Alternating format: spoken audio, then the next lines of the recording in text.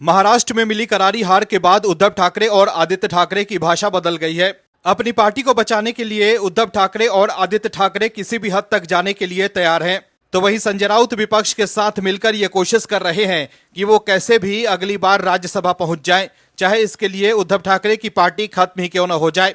लेकिन ऐसा लग रहा है कि अब उद्धव ठाकरे और आदित्य ठाकरे समझ गए हैं कि वो संजय राउत की बातों में रहेंगे तो अगली बार उनके लिए 10 सीटों तक पहुंचना भी मुश्किल हो सकता है।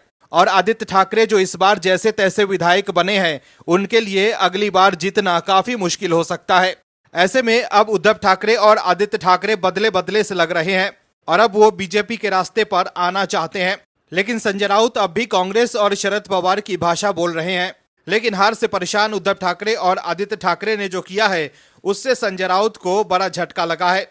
इस खबर में आगे आपको बताएंगे सब कुछ डिटेल में। यह भी बताएंगे आपको कि कैसे संजय राउत की बढ़ गई है बेचैनी। तो बने रहिए हमारे साथ अंत तक और देखिए हमारी ये खास रिपोर्ट। साथ ही आप दर्शकों से विनम्र निवेदन है कि चैनल को सब्सक्राइब जरूर करें और हमें सपोर्ट करने के लिए आप चैनल को ज्वाइन भी कर सकते हैं।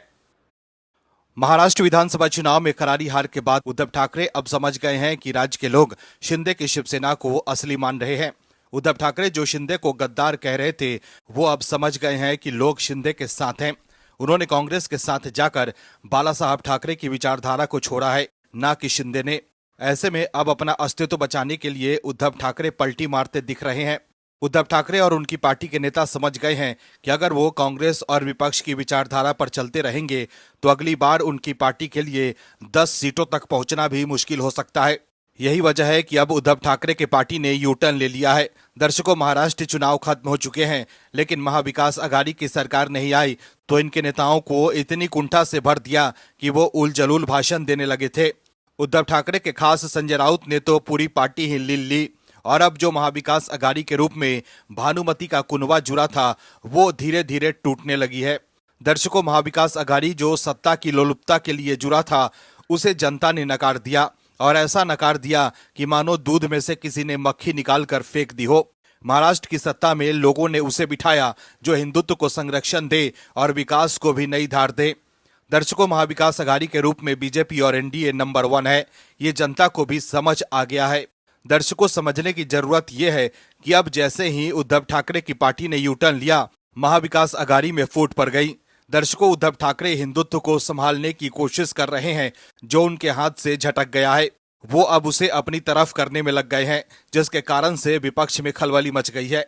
दरअसल महाराष्ट्र में शिवसेना यूबीटी को करारी हार का सामना करना पड़ा, जिसके बाद अब उद्धव ठाकरे पलटी मारते दिख रहे हैं। हाल ही में उद्धव ठाकरे ने अपने नेताओं से कहा था कि जनता में ये संदेश देना है कि उन्होंने हिंदुत्व को छोड़ा नहीं है। ऐसे में सवाल है कि क्या उद्धव ठाकरे कांग्रेस का साथ छोड़कर बीजेपी के साथ आना चाहते हैं। दरअसल उद्धव ठाकरे के दाएं हाथ माने जाने वाले शिवसेना यूबीटी नेता मिलिंद नार्वेकर ने बाबरी मस्जिद ढाए जाने और संबंधित अखबार के विज्ञापन की तारीफ की थी, जिसके बाद अखिलेश यादव की पार्टी सपा ने गठबंधन से बाहर होने का फैसला लिया है। महाराष्ट्र में समाजवादी पार्टी के 2 विधायक हैं। महाराष्ट्र सपा प्रमुख अबू आजमी ने कहा कि शिवसेना यूबीटी की तरफ से बाबरी मस्जिद को ढाए जाने के लिए लोगों को बधाई देते हुए एक अखबार में विज्ञापन दिया गया था। उद्धव ठाकरे के सहयोगियों ने मस्जिद को ढाए जाने की सराहना करते हुए एक्स पर पोस्ट भी किया। यही कारण है कि समाजवादी पार्टी एमबीए छोड़ रही है। महाराष्ट्र सपा प्रमुख अबू आजमी ने कहा कि इस प्रकार की भाषा बोलने वालों में और बीजेपी में कोई अंतर नहीं है। शिवसेना यूबीटी के विधान पार्षद मिलिंद नार्वेकर ने बाबरी मस्जिद को ढाए जाने की घटना पर पोस्ट किया था, जिसके जवाब में सपा ने यह कदम उठाया है। नार्वेकर ने मस्जिद ढाए जाने की एक तस्वीर पोस्ट की, जिसके साथ शिवसेना संस्थापक बाल ठाकरे का कथन लिखा कि मुझे उन लोगों पर गर्व है जिन्होंने ये किया। इस पोस्ट में उद्धव ठाकरे और आदित्य ठाकरे की तस्वीर भी पोस्ट की गई थी। चुनाव में मिली करारी हार का नतीजा पार्टियों की दोस्ती में भी दिखने लगा है। महाराष्ट्र विधानसभा चुनाव में महाविकास अघाड़ी को 46 सीटें मिली थी। इनमें 2 सीटों पर सपा ने भी जीत दर्ज की थी। चुनाव परिणाम आए हुए अभी महीने भर भी नहीं बीता है और गठबंधन में दरार पड़ गई है। महाराष्ट्र के हालिया चुनाव में मिली करारी हार के बाद उद्धव ठाकरे की पार्टी हिंदुत्व के मुद्दे पर मुखर हो रही है। पार्टी ने इसी कड़ी में बाबरी विध्वंस को ऐतिहासिक बताया है। उद्धव ठाकरे की पार्टी का कहना है कि विवादित बाबरी को गिराने में बाला साहब ठाकरे का अहम रोल रहा है। दर्शकों, समझने की जरूरत यह है कि उद्धव ठाकरे अब हिंदुत्व को अपनी तरफ लुभाने में लग गए हैं। हालांकि अब देखने की जरूरत यह है कि जनता अब उद्धव के हिंदुत्व पर भरोसा करती है या नहीं। उद्धव ठाकरे जो बीजेपी से पंगा लेने चले थे, अब वो बैकफुट पर हैं। हार के बाद उद्धव ठाकरे की पार्टी के नेता सदमे में हैं। उद्धव ठाकरे के खास संजय राउत की चिंता बढ़ती जा रही है और इस बार राज ठाकरे की वजह से संजय राउत तिलमिला गए हैं। संजय राउत को लग रहा है कि अगर इसी तरह उनका प्लान फेल होता रहा तो उद्धव ठाकरे उनकी जगह किसी और नेता को अपना सलाहकार बना लेंगे, क्योंकि संजय राउत की एक भी रणनीति काम नहीं कर रही है और उद्धव की पार्टी खत्म होती जा रही है। संजय राउत ने ही उद्धव ठाकरे को बीजेपी के खिलाफ भड़काया था और सीएम पद पर दावा ठोकने के लिए उकसाया था। संजय राउत को लग रहा था कि वो महाराष्ट्र के चाणक्य हैं और उनकी रणनीति के आगे बीजेपी फेल हो जाएगी, लेकिन उनकी वजह से ही उद्धव ठाकरे के पास ना तो सत्ता बची है और ना ही पार्टी। वहीं अब संजय राउत के लिए राज्यसभा जाना भी मुश्किल हो सकता है। वहीं इसी तरह संजय राउत फेल होते रहे तो उद्धव ठाकरे उन्हें साइडलाइन कर सकते हैं और सामना अखबार की भी जिम्मेदारी से उन्हें मुक्त कर सकते हैं। यही वजह है कि उद्धव ठाकरे को खुश करने के लिए संजय राउत बीजेपी को लेकर उल जलूल बयानबाजी कर रहे हैं। लेकिन इस बार राज ठाकरे की वजह से उद्धव और संजय राउत की नींद उड़ गई है। दर्शकों, बीजेपी ने मनसे को भी अपने पाले में करने की शुरुआत कर दी है, जिसकी एक बानगी देखने को मिली थी महाराष्ट्र विधानसभा चुनाव में, जिससे खुश होकर देवेंद्र फडणवीस ने अब उन्हें सरकार में शामिल करने की बात की है।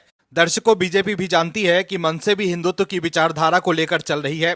पहले उद्धव से पार्टी गई और अब बीजेपी हिंदुत्व पर से भी उसके बचे खुचे स्टेक को भी खत्म कर देना चाहती है। जिस तरह से सत्ता के लिए उद्धव ठाकरे ने बीजेपी को ठेंगा दिखाया था, लग रहा है कि अब बीजेपी उद्धव से पाई पाई का हिसाब बराबर करेगी। दर्शकों, समझने की बात यह है कि उद्धव ठाकरे सिर्फ सत्ता के लिए बीजेपी का साथ छोड़कर गए थे, लेकिन अब महाराष्ट्र की राजनीति में पूरी तरह से अकेले पड़ते नजर आ रहे हैं और अब राज ठाकरे की वजह से उद्धव की पार्टी में खलबली मच गई है। दरअसल नगर निगम चुनाव से पहले बीजेपी राज ठाकरे की एमएनएस से हाथ मिला सकती है।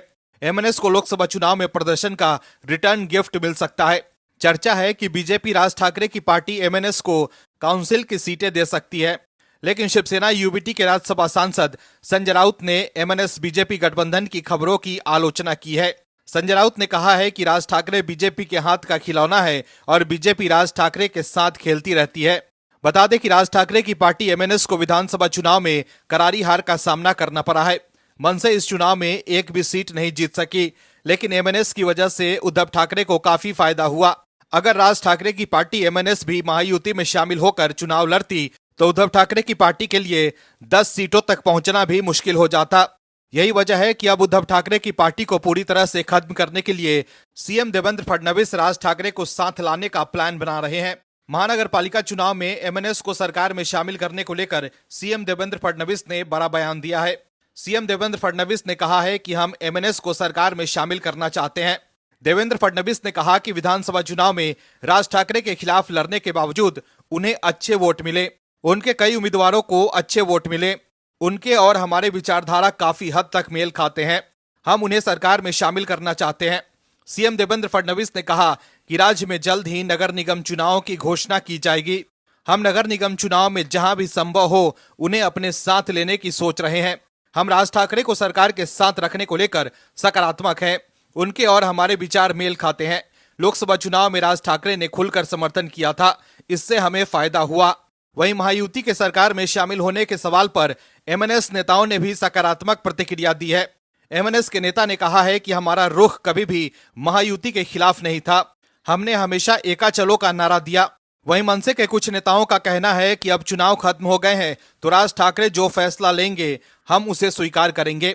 बता दें कि राज ठाकरे ने इसी साल मई में हुए लोकसभा चुनाव में बिना शर्त एनडीए को समर्थन दिया था। उस वक्त चर्चा थी कि एमएनएस महायुति के साथ जाएगी। अब खबरें हैं कि एमएनएस भी नगर निगम चुनाव में बीजेपी के साथ आने को लेकर सकारात्मक है।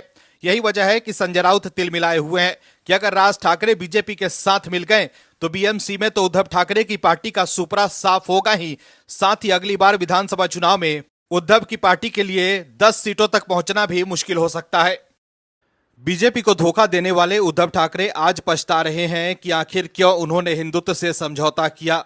बीजेपी से अलग होकर अगले 25 सालों तक सत्ता में रहने का दावा करने वाले लोग आज सियासी तौर पर काफी कमजोर हो चुके हैं। जनता ने उन्हें विपक्ष की भूमिका निभाने लायक भी नहीं छोड़ा है।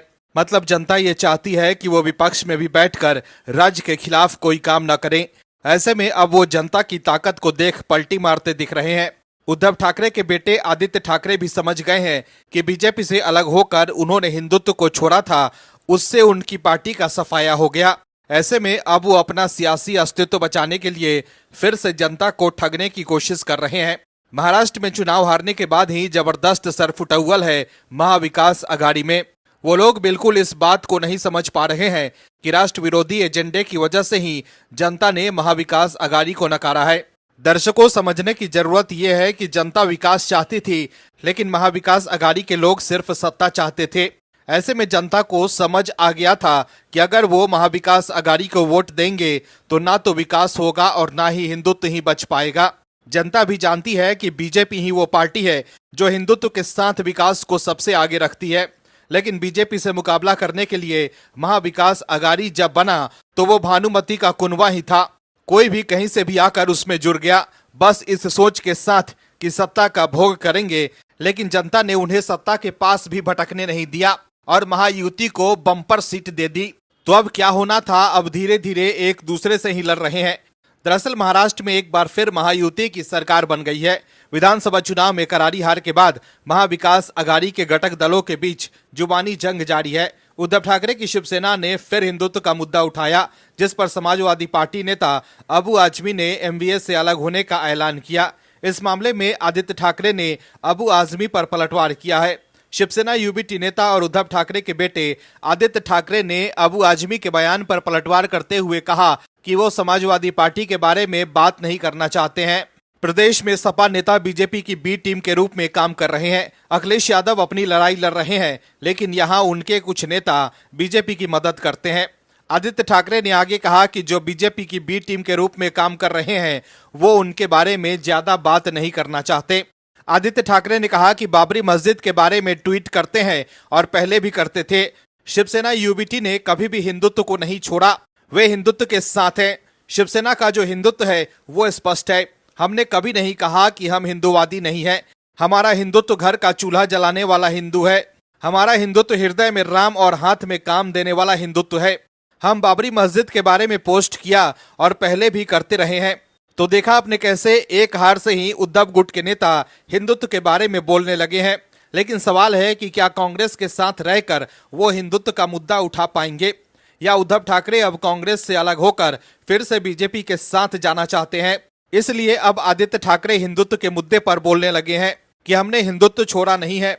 हाल ही में उद्धव ठाकरे ने भी अपने नेताओं से कहा था कि वो जनता में ये संदेश दे कि उन्होंने हिंदुत्व को छोड़ा नहीं है। दरअसल उद्धव ठाकरे के दाएं हाथ माने जाने वाले मिलिंद नार्वेकर ने बाबरी मस्जिद ढाए जाने और संबंधित अखबार के विज्ञापन की तारीफ की थी। शिवसेना यूबीटी के नेता ने मस्जिद को ढाए जाने की सराहना करते हुए एक्स पर पोस्ट भी किया था। यही कारण है कि समाजवादी पार्टी ने एमवीए छोड़ने का ऐलान कर दिया। महाराष्ट्र सपा प्रमुख अबू आजमी ने कहा कि इस प्रकार की भाषा बोलने वालों में और बीजेपी में कोई अंतर नहीं है। अगर उद्धव ठाकरे बाबरी मस्जिद पर अपना रुख स्पष्ट नहीं करते हैं तो हमें इस बारे में सोचना होगा।